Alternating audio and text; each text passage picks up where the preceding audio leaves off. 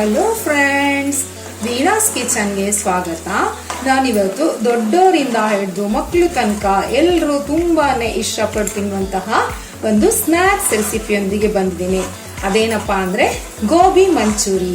ಹೇಳಿದ ತಕ್ಷಣನೇ ಬಾಯಲ್ಲಿ ನೀರೂರುತ್ತೆ. ಅಷ್ಟು ಇಷ್ಟ.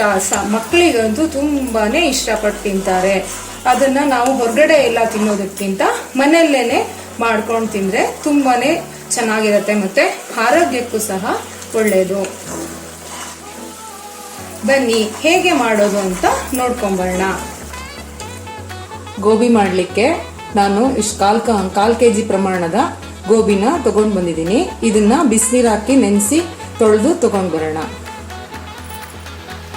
ಗೋಬಿನ ಮಾಡಲಿಕ್ಕೆ ನಾನು ಒಂದು ಕಾಲು ಭಾಗದಷ್ಟು ಗೋಬಿನ ತಗೊಂಡು ಈ ಥರ ಚಿಕ್ಕದಾಗಿ ಕಟ್ ಮಾಡಿ ಇದಕ್ಕೆ ಬಿಸಿ ನೀರನ್ನು ಹಾಕಿ ಮತ್ತೆ ಅರಿಶಿನ ಮತ್ತು ಉಪ್ಪನ್ನು ಹಾಕಿ ಒಂದು ಅರ್ಧ ಗಂಟೆ ನೆನೆ ಹಾಕಿದೆ. ಇದರಲ್ಲಿ ತುಂಬ ಹುಳಗಳೆಲ್ಲ ಇರ್ತವೆ, ಹಾಗಾಗಿ ಕ್ಲೀನ್ ಮಾಡೋದಕ್ಕೋಸ್ಕರ ಅರ್ಧ ಗಂಟೆ ನೀರಲ್ಲಿ ನೆನೆ ಹಾಕಿ ಈ ಗೋಬಿನ ತಗೊಂಡು ಬಂದಿದ್ದೀನಿ. ಇದನ್ನು ನೀರಿನಿಂದ ಮೆಲ್ಲಗೆ ತೆಕ್ಕೊಳ್ಳೋಣ. ಚೆನ್ನಾಗಿ ತೊಳೆದು ತಗೋಬೇಕು, ಇದರಲ್ಲಿ ಹುಳಗಳು ತುಂಬ ಇರ್ತವೆ, ಹಾಗಾಗಿ ನೀರಿನಿಂದ ತೆಕ್ಕೊಳ್ಳೋಣ. ಈಗ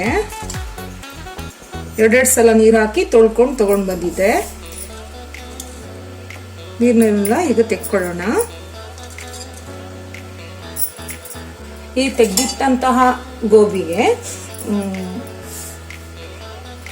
ಒಂದು ಬಟ್ಟಲು ಗೋಧಿ ಹಿಟ್ಟು, ಅರ್ಧ ಬಟ್ಟಲು ಅಕ್ಕಿ ಹಿಟ್ಟು, ಮತ್ತೆ ಕಾಲು ಭಾಗದಷ್ಟು ಕಡಲೆ ಹಿಟ್ಟು, ಮತ್ತೆ 1 ಸ್ಪೂನ್ ಖಾರದ ಪುಡಿ, ಮತ್ತೆ ರುಚಿಗೆ ತಕ್ಕಷ್ಟು ಉಪ್ಪು, ಇದಿಷ್ಟನ್ನು ಹಾಕಿ ನಾವು ಈ ಗೋಬಿನ ಕಲಿಸ್ಕೊಳ್ಳೋಣ. ನಾನು ಇದು ಮೈದಾ ಹಿಟ್ಟು ಮತ್ತೆ ಕಾರ್ನ್ ಫ್ಲೋರ್ ಆಗಲಿ ಏನೂ ಬಳಸ್ತಾ ಇಲ್ಲ.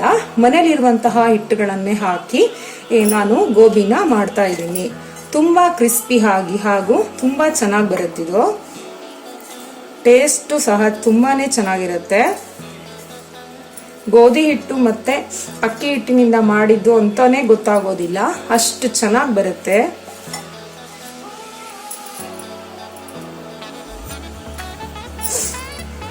ಒಂದೊಂದೇ ಹಿಟ್ಟುಗಳನ್ನ ಅದಕ್ಕೆ ಹಾಕೊಳ್ಳೋಣ. ಕಡಲೆ ಹಿಟ್ಟನ್ನು ಹಾಕೊಳ್ಳೋಣ.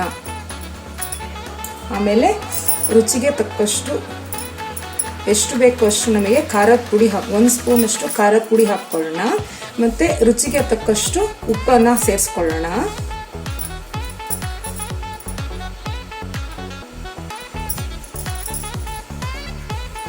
ಇದೆಲ್ಲ ಕ್ಲೀನ್ ಆಗಿ ಒಂದ್ಸಲ ಮಿಕ್ಸ್ ಮಾಡ್ಕೊಳ್ಳೋಣ.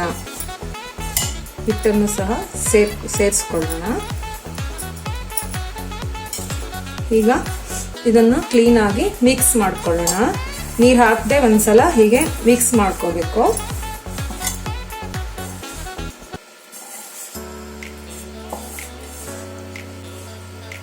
ಈಗ ಸ್ವಲ್ಪನೇ ನೀರು ಹಾಕಿ ಗೋಬಿನ ಕಲಿಸ್ಕೊಳ್ಳೋಣ. ತುಂಬಾ ಜಾಸ್ತಿ ನೀರು ಹಾಕೋಬಾರ್ದು, ಸ್ವಲ್ಪನೇ ಹಾಕೋಬೇಕು.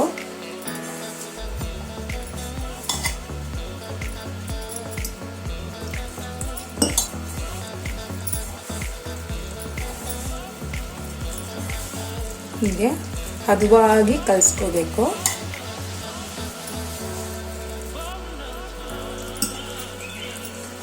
ನಾನೊಂದು ಕಾಲು ಭಾಗ ಗೋಬಿನ ತಗೊಂಡಿದ್ದೀನಿ.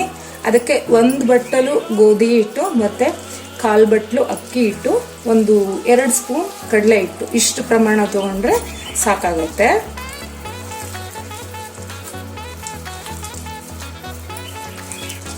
ಇದು ಹಿಟ್ಟು ಜಾಸ್ತಿನೂ ಹಾಕಬಾರ್ದು, ಬೋಂಡಾ ತರ ಬರಬಾರ್ದು. ಇದು ಸ್ವಲ್ಪ ಈ ಗೋಬಿ ಎಲ್ಲ ಕಾಣಿಸ್ಕೋಬೇಕು, ಹಾಗೆ ಸ್ವಲ್ಪ ಕಡಿಮೆ ಹಿಟ್ಟಿರ್ಬೇಕು ಇದಕ್ಕೆ, ಇಲ್ಲಾಂದ್ರೆ ಕ್ರಿಸ್ಪಿಯಾಗಿ ಚೆನ್ನಾಗಿ ಬರೋದಿಲ್ಲ. ಜಾಸ್ತಿ ಹಿಟ್ಟನ್ನು ಹಾಕೊಂಡು ಕಲಿಸ್ಕೊಂಡ್ರೆ ಕ್ರಿಸ್ಪಿಯಾಗಿ ಚೆನ್ನಾಗೇ ಆಗೋದಿಲ್ಲ, ಬೋಂಡಾ ತರ ಆಗ್ಬಿಡುತ್ತೆ. ಚೂರು ನೀರು ಬೇಕು. ಇಷ್ಟು ಹದದಲ್ಲಿ ಕಲಿಸಿದ್ರೆ ನೋಡಿ, ಈ ಹದ ಇದ್ರೆ ಸಾಕಾಗತ್ತೆ. ಇಷ್ಟು ನೀರಾಗೇ ಇರಬೇಕು, ಈ ಪ್ರಮಾಣದಲ್ಲೇ ಇರಬೇಕು ಗೋಬಿ ಹಿಟ್ಟು ಕಲಿಸಿರೋದು.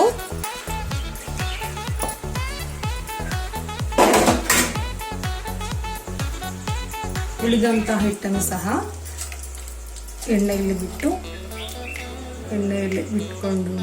ಅದನ್ನ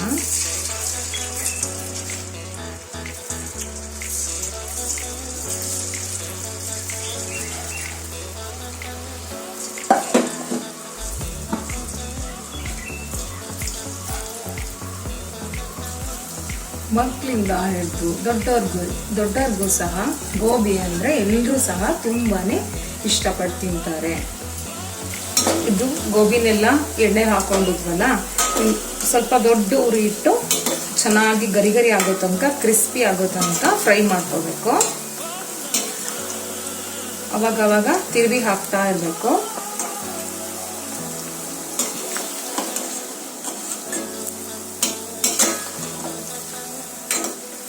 ಈ ಟ್ರಿಕ್ಸ್ ಸಹ ಆಗಿದೆ. ಈ ಥರ ನೊರೆ ಎಲ್ಲ ಬಂದು ಮಿಕ್ಸ್ ಆದ ನಂತರ ಇದು ಗರಿ ಗರಿ ಆಗಿದ್ದಂಗೆ ಬಾಣಲಿಲಿ ಸೌಂಡ್ ಬರುತ್ತೆ, ಎಣ್ಣೆಯಲ್ಲಿ ನೋಡಿ ಕಳ್ಕಳ ಅಂತ ಸೌಂಡ್ ಬರುತ್ತೆ. ಇಷ್ಟ ಆದರೆ ಸಾಕು. ಇದನ್ನು ಸಹ ಹಾಕೊಳ್ಳೋಣ.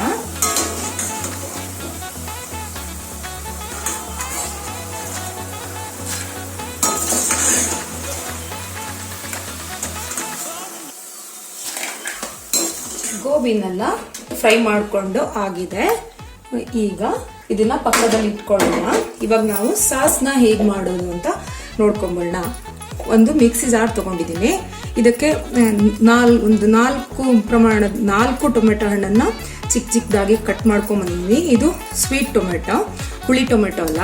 ಮತ್ತು ಒಂದು ಸ್ವಲ್ಪ ಶುಂಠಿ, ಒಂದು ಗೆಡ್ಡೆ ಬೆಳ್ಳುಳ್ಳಿ, ಮತ್ತು 2 ಹಸಿ ಮೆಣಸಿನ್ಕಾಯಿನ ಹೆಚ್ಕೊಂಬಂದಿದ್ದೀನಿ.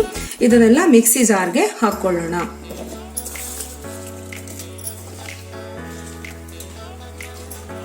ಈಗ ಮಿಕ್ಸಿ ಮಾಡ್ಕೊಂಡು ಬರೋಣ. ನುಣ್ಣಗೆ ಇದನ್ನ ಮಿಕ್ಸಿ ಮಾಡ್ಕೊಂಡು ಬರೋಣ. ನಾನು ಟೊಮೆಟೊ ಮತ್ತು ಚಿಲ್ಲಿ ಸಾಸನ್ನು ಒಟ್ಟಾಗಿ ಮಾಡ್ತಿದ್ದೀನಿ. ಶುಂಠಿ ಬೆಳ್ಳುಳ್ಳಿ ಎಲ್ಲ ಒಟ್ಟು ಹಾಕಿ ರುಬ್ಬಿ ತಂದಿದ್ದೀನಿ. ನೋಡಿ ಇಷ್ಟೊಂದು ಪೇಸ್ಟ್ ಆಗಿದೆ. ಇವಾಗ ಇದನ್ನು ಪಕ್ಕಕ್ಕೆ ಇಟ್ಕೊಳ್ಳೋಣ. ಇವಾಗ ಹಂಚ ಮೇಲೆ ಒಂದು ತವಾ ತಗೊಂಡಿದ್ದೀನಿ. ಒಲೆ ಮೇಲೆ ತವಾ ತಗೊಂಡಿದ್ದೀನಿ. ಇದಕ್ಕೆ 1 ಸ್ಪೂನ್ ಅಷ್ಟು ಎಣ್ಣೆ ಹಾಕ್ಕೊಳ್ಳೋಣ.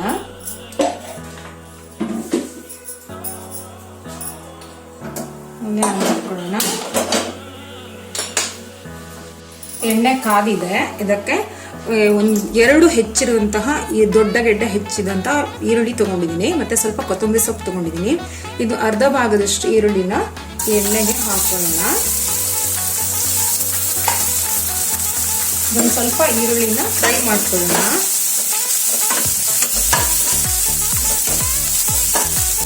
ಸ್ವಲ್ಪ ಕೆಂಪಗಾದ್ರೆ ಸಾಕು. ಇವಾಗ ರುಬ್ಬಿಟ್ಟಂತಹ ಶುಂಠಿ ಬೆಳ್ಳುಳ್ಳಿ ಪೇಸ್ಟ್ ಮತ್ತು ಟೊಮೆಟೊ ಸಾಸ್ ಎಲ್ಲದನ್ನು ಈರುಳ್ಳಿಗೆ ಹಾಕೊಳ್ಳೋಣ.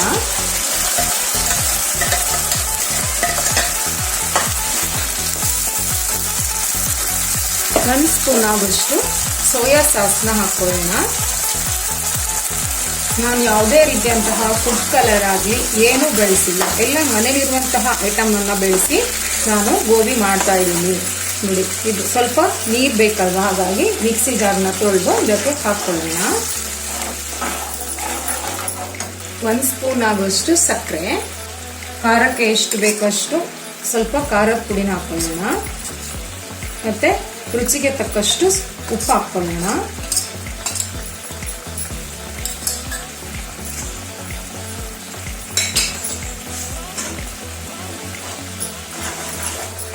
ಇದು ಸ್ವಲ್ಪ ದಪ್ಪ ಆಗ್ತಾ ಇದೆ. ಇವಾಗ ಸ್ವಲ್ಪ ಒಲೆ ಸಣ್ಣದ್ ಮಾಡ್ಕೊಳ್ಳೋಣ. ಇದಕ್ಕೆ ಕಾರ್ನ್ ಫ್ಲೋರ್ ಹಾಕ್ಬೇಕಲ್ವಾ, ನಾನು ಕಾರ್ನ್ ಫ್ಲೋರ್ ಬದಲಾಗಿ 1 ಸ್ಪೂನ್ ಅಷ್ಟು ಕಡಲೆ ಹಿಟ್ಟು ಮತ್ತೆ 1 ಸ್ಪೂನ್ ಆಗುವಷ್ಟು ಗೋಧಿ ಹಿಟ್ಟನ್ನ ತಗೊಂಡಿದ್ದೀನಿ. ಇವೆರಡನ್ನ ಮಿಕ್ಸ್ ಮಾಡಿ ಸ್ವಲ್ಪ ನೀರು ಹಾಕಿ ಚೆನ್ನಾಗಿ ಕರಡಿ ಚೆನ್ನಾಗಿ ಕರಡ್ಕೋಬೇಕು. ಹಿಟ್ಟನ್ನ ಒಂಚೂರು ಗಂಟು ಇಲ್ಲದ ರೀತಿ ಕರಡ್ಕೊಳ್ಳೋಣ.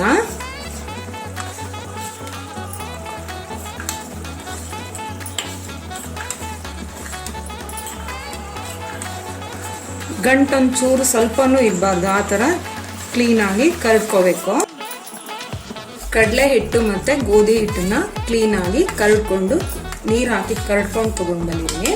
ಇದನ್ನು ಈ ಸಾಸ್ಗೆ ಹಾಕೊಳ್ಳೋಣ. ಹಾಕಿ ಚೆನ್ನಾಗಿ ಕರಡೋಣ. ಇವಾಗ ಸ್ವಲ್ಪ ಜಾಸ್ತಿ ದಪ್ಪ ಆಗುತ್ತಿರೋ, ಸ್ವಲ್ಪ ಜಾಸ್ತಿ ದಪ್ಪ ಆಯಿತು ಅಂತ ಹೇಳಿ ಒಂದೆರಡು ಸ್ಪೂನ್ ನೀರು ಹಾಕ್ತಾ ಇದ್ದೀನಿ.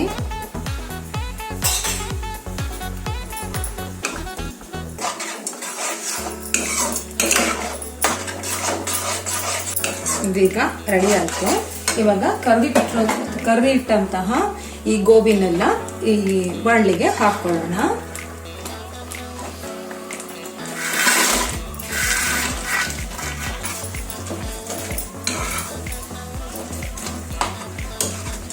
ಎಷ್ಟು ಕಲರ್ ಅಂತೂ ತುಂಬಾ ಚೆನ್ನಾಗಿ ಬಂದಿದೆ.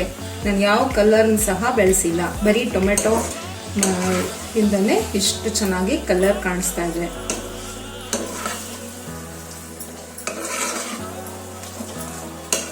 ಇದೊಂದು 5 ನಿಮಿಷ ಫ್ರೈ ಮಾಡಿಕೊಂಡ್ರೆ ಆಯ್ತು. ಇದನ್ನ ಒಂದು ಚಿಕ್ಕ ಪಾತ್ರೆಗೆ ತೆಕ್ಕೊಳ್ತಾ ಇದ್ದೀವಿ. ಇವಾಗ ಇದ್ರ ಮೇಲೆ ಸ್ವಲ್ಪ ಈರುಳ್ಳಿ ಹಾಕೊಳ್ಳೋಣ.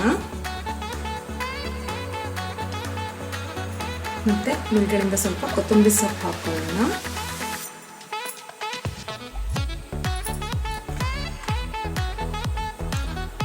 ನಿಮಗೆ ಬೆಳ್ಳುಳ್ಳಿ ಇಷ್ಟ ಆಗುತ್ತೆ ಅಂತಾದ್ರೆ ಬೆಳ್ಳುಳ್ಳಿನೂ ಫ್ರೈ ಮಾಡಿ ಹಾಕೋಬಹುದು. ನಾನು ಪೇಸ್ಟ್ ಮಾಡಿ ಹಾಕಿದ್ರಿಂದ ಬೆಳ್ಳುಳ್ಳಿನ ಹಾಕ್ತಾ ಇಲ್ಲ. ಇವಾಗ ನೋಡಿ, ರುಚಿ ರುಚಿಯಾದಂತಹ ಮನೆಯಲ್ಲೇ ಮಾಡಿದಂತಹ ಗೋಬಿ ಮಂಚೂರಿ ರೆಡಿಯಾಗಿದೆ.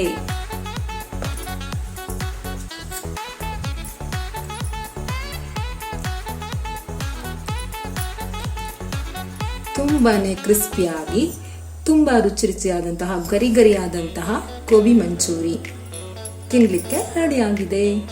ಈ ರೆಸಿಪಿ ನಿಮಗೆ ಇಷ್ಟವಾದಲ್ಲಿ ಲೈಕ್ ಮಾಡಿ, ಶೇರ್ ಮಾಡಿ ಹಾಗೂ ಸಬ್ಸ್ಕ್ರೈಬ್ ಆಗಿ. Thank you.